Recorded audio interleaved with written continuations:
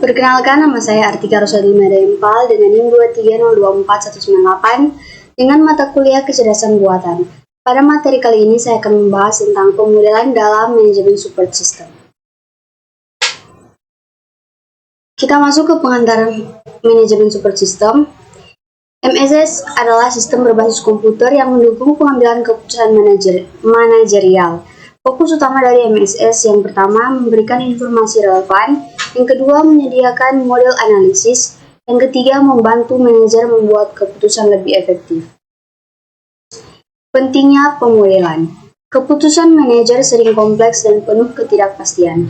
Pemodelan membantu menyederhanakan sistem nyata, menguji berbagai alternatif, dan mengurangi resiko sebelum keputusan dijalankan. Peran pemodelan dalam manajemen support system. Yang pertama, menyediakan simulasi, yaitu uji coba kebijakan tanpa resiko nyata. Yang kedua, mendukung prediksi, yaitu meramalkan hasil keputusan. Yang ketiga, optimasi, yaitu mencari solusi terbaik dari berbagai alternatif. Yang keempat, analisis sensitivitas, yaitu melihat dampak perubahan variabel. Komponen MSS yang terkait pemodelan. Yang pertama itu database, yaitu sumber data untuk model. Yang kedua, model base, yaitu kumpulan model matematis atau statistik. Yang ketiga, software tools atau alat analisis dan simulasi.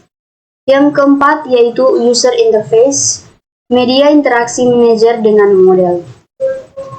Jenis model dalam manajemen support system. Yang pertama, model icon, yaitu menyerupai bentuk nyata. Contoh, miniatur pesawat untuk menguji aerodinamika, maket gedung untuk perencanaan tata ruang.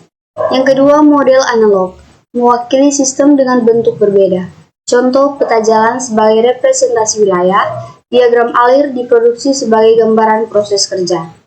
Yang ketiga ada model matematis, yaitu berbasis persamaan dan logika formal. Contoh, regresi linear, yaitu memprediksi penjualan berdasarkan tren data. Yang kedua, linear programming, yaitu menentukan jumlah produksi optimal. Dan yang terakhir yaitu simulasi Monte Carlo, mengukur resiko investasi. Tahapan dari pemodelan yang pertama, identifikasi masalah. Yang kedua, perumusan model. Yang ketiga, pengumpulan data. Yang keempat, validasi dan verifikasi model. Yang kelima, analisis hasil model. Dan yang keenam, implementasi dalam pengambilan keputusan.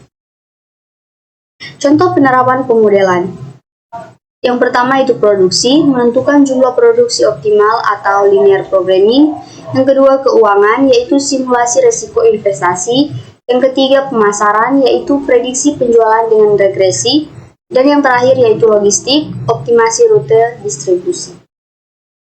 Keunggulan dari pemodelan mempercepat proses pengambilan keputusan, bisa menguji berbagai skenario what if, mengurangi resiko kesalahan, menyajikan informasi dalam bentuk visual, grafik, tabel, dan simulasi.